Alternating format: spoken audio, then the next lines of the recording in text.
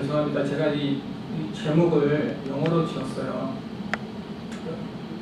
Believing what believing 이렇게 지었습니다. 근데 우리 열제스타님이 저한테 한글로는 어떻게 해석을 해야 되나. 근데 제가 즉시 답을 못했어요. 왜냐면 이게 영어로서 이렇게 표현될 수 있는 왜 답을 못했는데 제가 그 위에 곰곰이 생각해 봤습니다. 그래서 제가 한국말로 이렇게 번역을 했어요. 믿음으로 살 것인가 아니면 산다는 것을 믿을 것인가, 이렇게 제가 제목을 정해봤습니다. 그래서 우리가 살면서 이 두 가지 초이스에 항상 우리가 접하면서 살죠. 선택의 기로가 항상 서 있습니다. 우리가 믿음으로 살 것인가, 또 산다는 걸 믿을 것인가. 예수님을 믿는 사람들은 당연히 우리가 믿음으로 산다고 생각합니다. 근데 이제 이 믿음 가운데 산다는 것은 우리가 삶 가운데서 계속해서 무언가를 회복되어지는 과정입니다. 오늘 이번 달 우리 목사님 말씀의 주제가 회복입니다. 회복이라는 것은 다소 의학적인 용어죠. 뭔가 아픔에서 이렇게 나음을 얻고 또 뭔가 부족한 부분을 다시 재생시키는 그런 의학적인 용어이기도 합니다. 우리가 이렇게 살다 보면 어느 순간에 불현듯 내가 무엇을 하고 있지라는 생각을 할 때가 있어요. 모든 게 계속 멈춰버리고 아무 생각도 나지 않는 그런 순간들이 있습니다. 저도 한 4년 전에 그런 경험을 했던 것 같습니다. 우리 이제 이민 오셔서 살고 계신 분들은 다 비슷하잖아요. 열심히 아침에 일어나서 생업에 종사하고 생업에 종사하고 또 열심히 교회 생활하고 또 교회 섬기고 하는 그런 일들, 또 그 외에도 여러 가지 헌신하는 마음으로 자기 나머지 시간을 내서 교회를 고치고 교회를 단장하고 음식을 또 준비하고 하는 여러 가지 일들. 사실은 이 믿음이라는 입장에서 보면 어떻게 보면 이거는 이렇게 본질적인 것이라기보다는 우리가 믿는 사람으로서 해야 할 어떤 부수적인 봉사의 모습이잖아요. 그런데 우리가 이제 저 같은 경우에도 살다 보니까 이 본질적인 것은 당연하게 생각하고 그 위에 섬기는 모습에 너무 많은 시간과 에너지와 이런 걸 쏟다 보니까 열심히 달려왔습니다. 한 15년, 20년. 근데 어느 순간에 그 달려오는 게 딱 멈추게 되는 순간이 있었어요. 그래서 보통 사람들은 번아웃 됐다 그러는데 사실 그렇게 번아웃 된 게 아니고 열심히 달려왔는데 내가 무엇을 향해서 달려가고 있는가를 잠시 잊은 거죠. 목표점을 잃은 거. 그래서 제가 이제 4년 전에도 그러한 상황이 있어서 아무것도 하고 싶지 않은 거예요. 내가 왜 이걸 하고 있냐. 그런 순간이 있었어요. 근데 그 순간에 하나님께서 귀한 말씀을 하나 주셨어요. 그 말씀 가운데 제가 다시 한번 힘을 얻게 됩니다.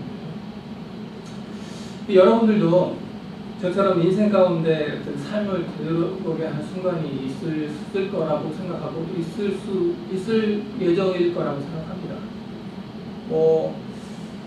그게 어떨 때는 내 친구, 가까이 지내던 친구의 갑작스러운 죽음을 두는 순간이 될 수도 있고, 또는 또 내 인생일 때 그냥 내가 끊임없이 나의 든든한 버팀목이 되어줄 것 같은 그 부모님의 임종을 지켜보는 순간이 될 수도 있습니다. 이렇게 내 주위에 그 사랑하는 사람들이 하나 둘씩 떠나갈 때 아마 이런 우리의 삶을 되돌아보는 그런 순간이 필요하지 않나 이렇게 생각을 하게 됩니다. 그런데 중요한 거는 저의 경험처럼 내가 아무리 그 순간을 돌이키고 되돌아보고 또 현재의 삶을 잠시 쉬고 있다고 하지만 변하지 않는 게 딱 두 개가 있어요. 뭐냐면 이런 나의 그런 여러 가지 어려움 가운데서도 시간은 여전히 가고 있다는 사실이에요. 시간은 멈추지 않습니다. 시간은 내가 어떠한 상황에 처해 있다 할지라도 나에게 익스큐즈를 주지 않아요. 계속 흘러가고 있습니다. 그다음 두 번째로는 이런 시간들 속에서 우리의 삶은 어차피 종착역에 도달할 수밖에 없다는 사실. 그게 이제 우리가 바꿀 수 없는 두 가지 진실이에요.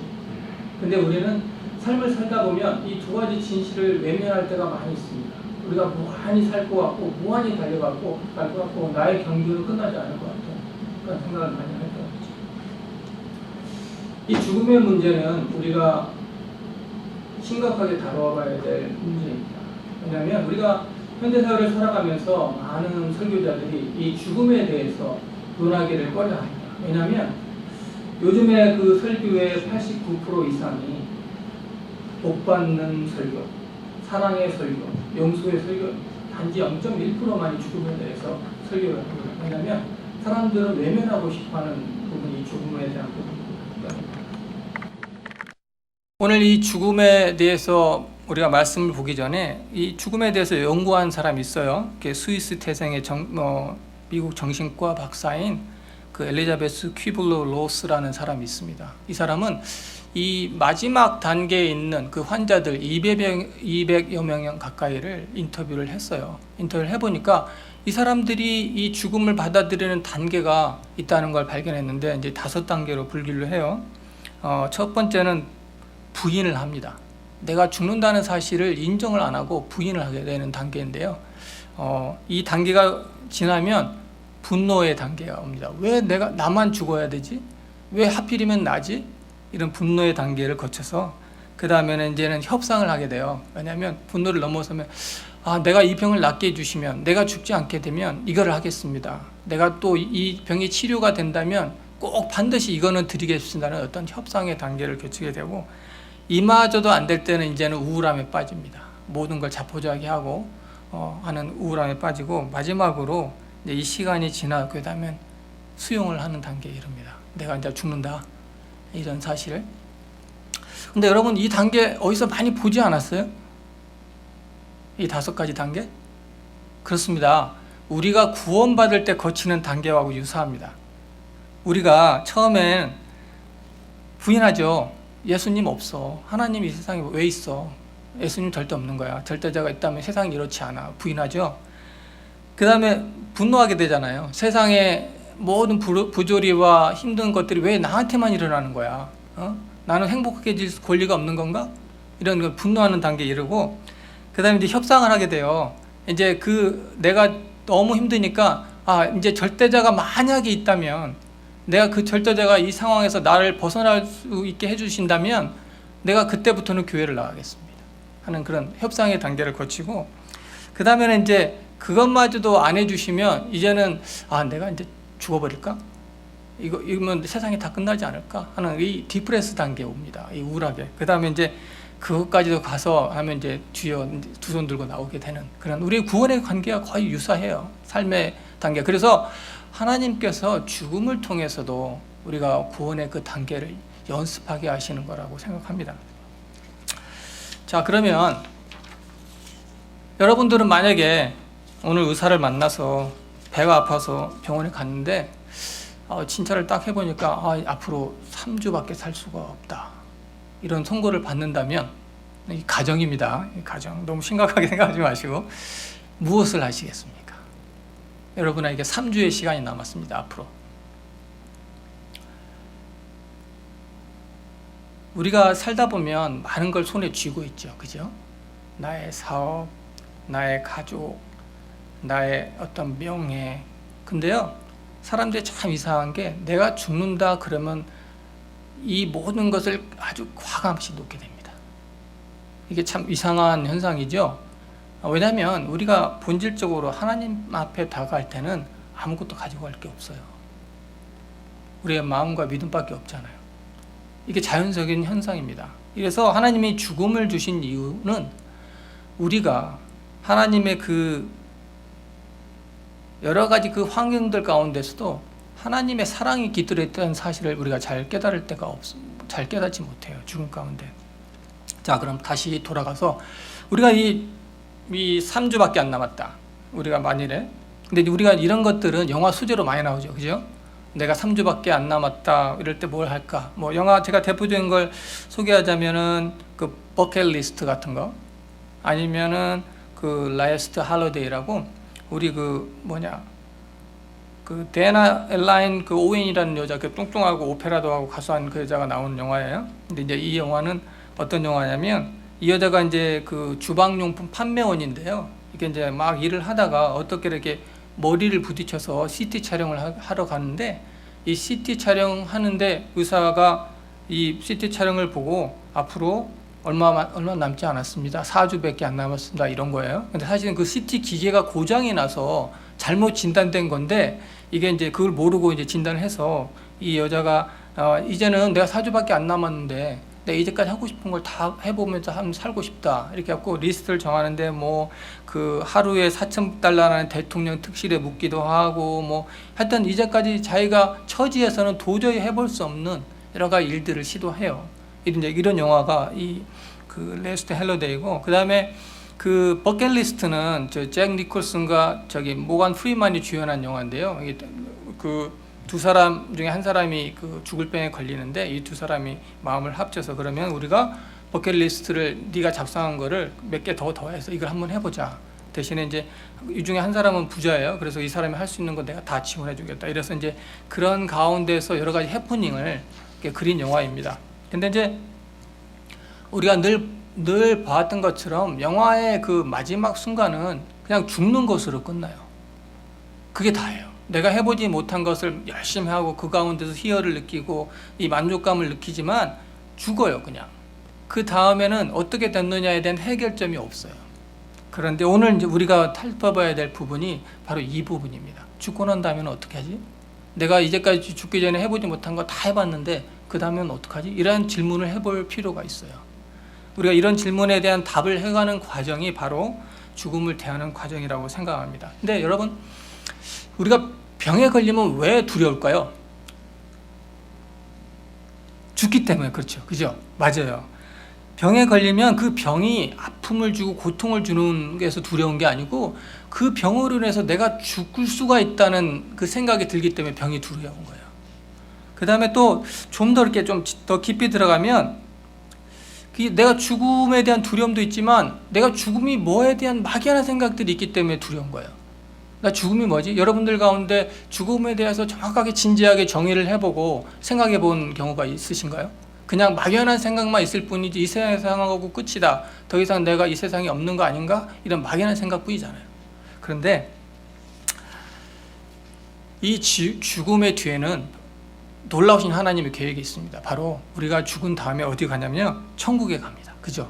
이 천국에 대한 확신이 있다면 우리는 죽음에 대해서도 기꺼이 받아들일 수 있는 준비가 되어 있다고 봅니다. 근데 이제 제가 여기서 한번 지켜 넘어갈 일이 있는데, 우리 그 성경에는 천국에 대한 묘사가 많잖아요. 천국, 낙원, 하나님 나라, 하늘나라, 이렇게 여러 가지 막 복잡하게 천국에 대한 이 표현이 있는데, 사실은 우리가 이제 이 천국에 대한 얘기를 할 때 조금은 이 개념을 다시 한번 정립할 필요가 있어요. 우리 그 이순구 박사님이라고 이렇게 복음신학주의에서 가르치는 그 교수님에 따르면 초기에 우리가 번역을 쓸 때 이 천국이라는 단어보다는 천당 이런 말을 많이 썼어요. 그죠?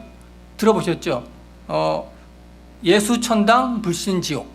어디서 많이 들어본 표어죠, 그죠? 근데 이제 뭐 물론 이 표현은 우리 최건능 목사님이라고 그 최봉식 목사님이 1867년도 평양에서 그 출생하셔서 이렇게 45살에 목사가 되셔서 그 이후에 여러 가지 선교 활동을 하던 가운데 쓰였던 그 표현인데요. 그래서 이제 이게 우리가 처음 성경을 번역할 때 이 중국의 영향을 많이 받았어요. 그래서 지금도 중국 성경을 보면 천당 이렇게 표현을 해요. 그래서 그러다가 이제 이 시간이 좀 지나고 난 다음에 그 많은 사람들이 일본 유학을 와서 일본의 영향을 받아서 그 이후로부터는 천당 대신에 천국이라는 단어를 쓰는데요. 근데 뭐가 여기 문제냐면 이렇게 모든 걸 이렇게 혼용해 씀으로써 우리가 죽으면 천국 간다 이렇게 보통 알고 있잖아요. 그죠?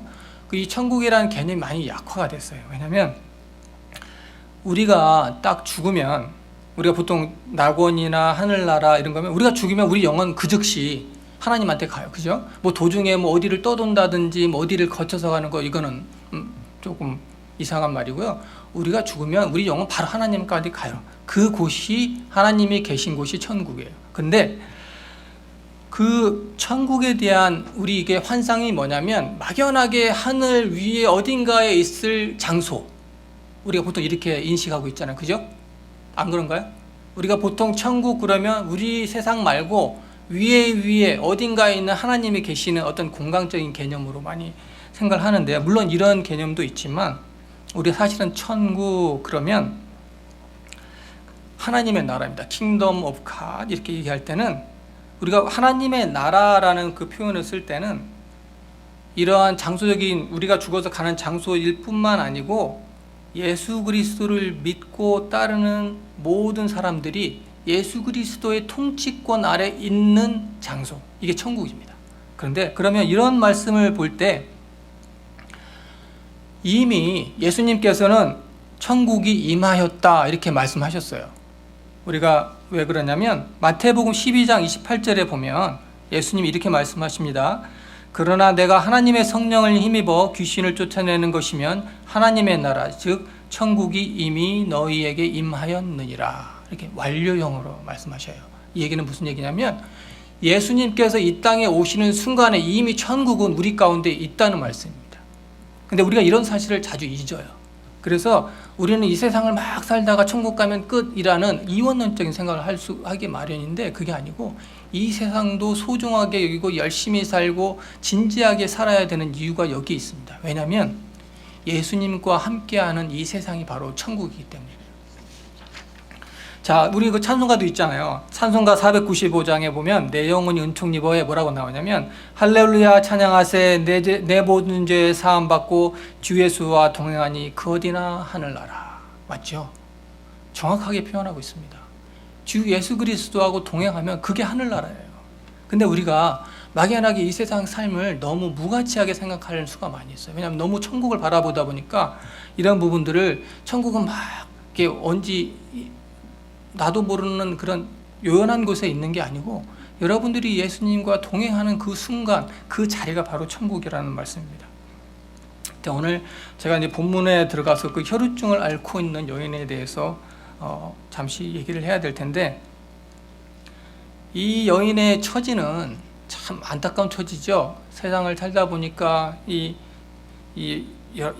의사 저 의사 다 찾아가 보고 있는 돈 없는 돈 다 그들에게 이제 다 바치고 그래도 결국 낫지 못해서 이제 마지막에는 예수님께 돌아오는 얘기가 오늘 본문 말씀입니다. 근데 이제 우리가 병을 가지면 우리가 대중으로부터 소외되잖아요. 스스로도 이렇게 바깥에 나가기 싫어하고 또 안에 갇혀 있기를 원하고 그런데 그것들을 충분히 경험한 이 여인이 바로 오늘 혈루증 여인입니다. 그래서 이 여인들은 또 이제 결국은 뭐 세상에서 해볼 거 다 해봤잖아요. 의사도 찾아보고 용한 사람도 다 만나보고 했는데 결국은 아무 효험이 없었어요. 자, 근데 우리가 세상 사는 방법도 비슷해요. 우리가 세상을 살아보면 이 여인처럼 자기가 할 수 있는 방법은 다 사용합니다. 자기가 가지고 있는 뭐 것들을 어떻게 보면 스스로를 믿고 또 스스로 가지고 있는 건강을 믿고 또 스스로 이루는 물질적인 풍요도 믿고 또 그 가운데서 내가 원하는 이상과 미래에 대한 꿈도 가지고 그 다음에 여러 가지 문제들을 세상 가운데 찾으려고 하는 게 우리의 세상 속에서의 모습입니다. 근데 결국은 오늘 이 여인이 고백한 것 같이 아무 효용도 없고 더 중하여진 상태가 될 수도 있다는 거죠. 단지 우리가 그걸 깨닫지 못할 뿐입니다.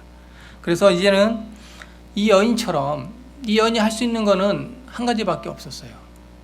바로 예수님께 다가가는 겁니다.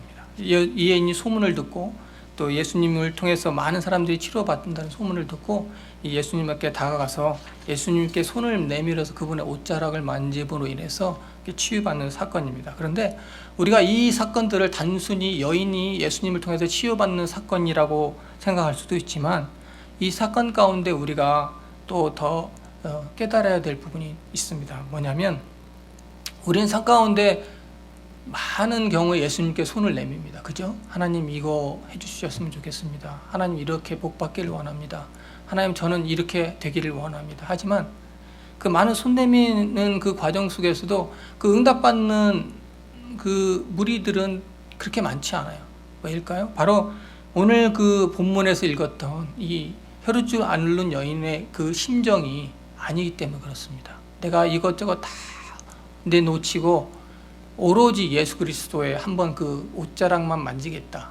내가 이것들 통해서 내가 이 치유함을 얻을 것 같다는 그 간절함, 그 진실한 믿음, 이것들이 없기 때문에 우리가 응답받지 못하는 그러한 많은 일들이 생기는 겁니다. 자, 이제는 예수님께서는 이제 우리는 보통 삶 가운데서 이 질병이 치유되면 정상적인 생활로 돌아오잖아요. 근데 예수님은 그걸로 만족하지 않으셨어요. 예수님은 이 여인에게 나았으니까 그냥 가게 내버려 둘 수도 있지만 굳이 그 많은 군중들을 돌아보시면서 그 여인을 불러 세웁니다. 이유가 뭘까요? 예수님께서는 이 여인의 그 심리적인 고통까지도 치료해 주기를 원하셨어요. 왜냐하면 마음고생한 거, 또 사람들에게 소외돼서 그 소외된 그 마음들, 그 상처받은 마음들. 그래서 예수님께서는 이 여인을 불러내시고 그 많은 군중들 앞에서 내가 치유받았다. 이제는 내 이름으로 내가 치유받았으니 너는 이제부터 정상적인 삶을 살아가도 된다라는 선포를 하고 계십니다. 이게 단순히 선포지만 이 여인에 있어서는 신앙적인 회복이고 그 마음의 상처에 치유고 또 그것들 통해서 이제까지 얻었던 그 고통들에 대한 보상인 것입니다. 그래서 여러분들이 이 예수님의 치유는 완벽한 치유를 원하십니다. 자, 여러분들이 오늘 삶 가운데서 인생을 돌아보는 중요한 고비에 있다면 예수님을 찾아만 합니다. 왜냐하면 예수님께서는 우리의 그 육체적인 그 질병이 치유한 뿐만 아니고 우리의 내면적인 또 우리의 그 영적인 것까지도 완벽하게 치유하실 수 있는 유일한 분이시기 때문입니다. 자, 이제는 오늘 말씀을 좀 정리해 볼까 합니다. 자, 우리는 삶 가운데서 이렇게 많은 그 어려움, 특별히 그 건강에 문제가 있을 때 우리의 삶을 심각하게 돌아보게 됩니다. 여러분들의 건강은 언제 어느 순간에 나빠질지 모르고 또 우리가 보장할 수 있는 게 아닙니다. 더불어서 우리의 또 생명도 언제 어느 순간까지 지속될지 알 수 없는 그런 유한적인 존재입니다. 결국 우리는 한 번 죽게 됩니다. 우리 성경 말씀에 한 번 죽는 것은 모든 사람에게 정해진 것이다. 이렇게 말씀하신 것처럼 한 번 죽게 되는 것은 우리의 운명이지만 그 이후에 어떻게 살 것인가 하는 것은 또 다른 문제입니다. 그게 바로 우리가 오늘 삶 가운데서 믿음 가운데서 살아야 되는 그런 중요한 이유이기도 합니다. 이제부터는 이제 그 죽음이라는 그 문을 지나서 예수 그리스도를 통해서 또 우리가 영원한 생명으로 들어가는 그 문을 여러분들이 발견하시길 원합니다. 그 문은 믿음을 통하여서 오늘 발견될 것이고 우리가 그 믿음을 통해서 발견된 그 문에 죽음의 문을 넘어서는 그 순간 우리는 이제 하나님의 그 예배해 놓으신 천국에 놀라우신 그 준비됨 속으로 들어갈 수 있다는 사실입니다. 이제부터는 여러분들 삶을 살아갈 때마다 여러분들이 그 어려움을 당할 때마다 믿음의 손을 내밀어서 예수 그리스도의 옷자락을 만져주시기 바랍니다. 그러면 우리의 삶 가운데서 모든 어려움과 또 힘든 부분들을 또 죽음에 대한 부분들은 물러가고 또 예수 그리스도의 그 구원하시는 그 능력이 여러분과 나에게 전달될 것입니다. 그로 인해서 그 무한하신 능력을 통하여서 여러분도 삶 가운데 평안과 치유와 또 구원으로 이끄시는 그 놀라우신 역사가 일어날 것이라고 확신합니다. 기도하시겠습니다. 하나님 감사합니다. 저희들 삶 가운데서 여러 모양으로 저희들의 삶을 살지만 결국은 저희들이 죽음의 문 앞에 다다를 수밖에 없는 존재입니다. 하나님, 그렇지만 저희들은 이것이 새로운 시작임을 기쁜 마음으로 받아들입니다. 우리 죽음 너머에 계시는 그 하나님의 놀라우신 그 천국 백성으로의 삶이 저희를 기다리고 있기 때문입니다. 하나님, 우리가 천국에 대한 이러한 소망을 가지고 이 세상을 살아갈 때 더욱더 값진 세상살이가 되게 하시고 또 우리가 그 천국에 소망을 둔 자로서의 또 놀라우신 그 이 세상을 바라보는 그러한 좀 더 수준 높은 삶을 살아갈 수 있는 저희 성도들 되게 도와주시옵소서. 감사하며 예수님의 이름으로 기도했습니다.